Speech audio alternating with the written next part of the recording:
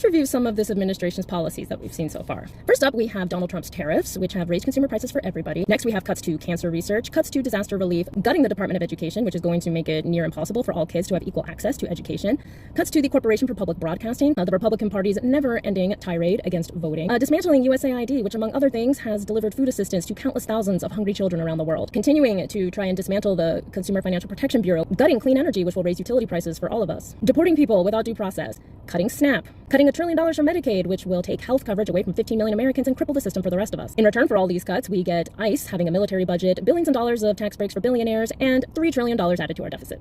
These policies are massively unpopular with the majority of the American people, yet so many people continue to support the Republican Party and Donald Trump. Why is that? Well, the reason is simple. They just hate Democrats. And why do they hate Democrats?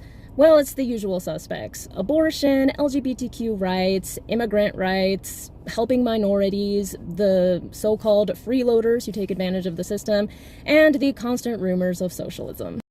A great example of how the Republican Party distracts its voter base from unpopular policies using these things is found in a recent Truth Social post from Donald Trump. In this Truth Social post, Donald Trump says he's going to lead an effort to end mail-in voting, which of course would be massively unpopular, right?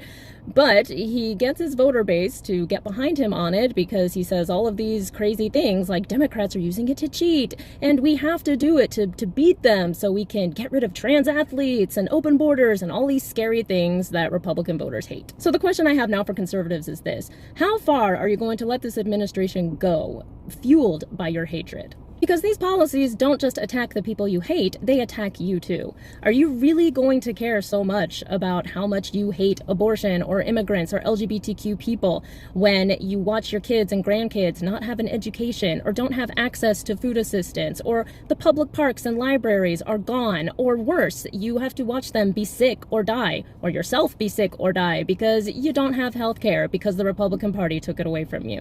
All that the Republican Party has done is proof that they do not care about you or your values or your beliefs. They care about power, staying in power, and stealing your tax dollars to give them to rich people. They are exploiting your emotions in order to stay in power. The best way you can take your power back is to vote Democrat in the midterms. And I know how much you hate them, and I know how scary it is, but you have to, because these policies that your party is pushing, the Republican Party, are not for you. These are not your people to help you.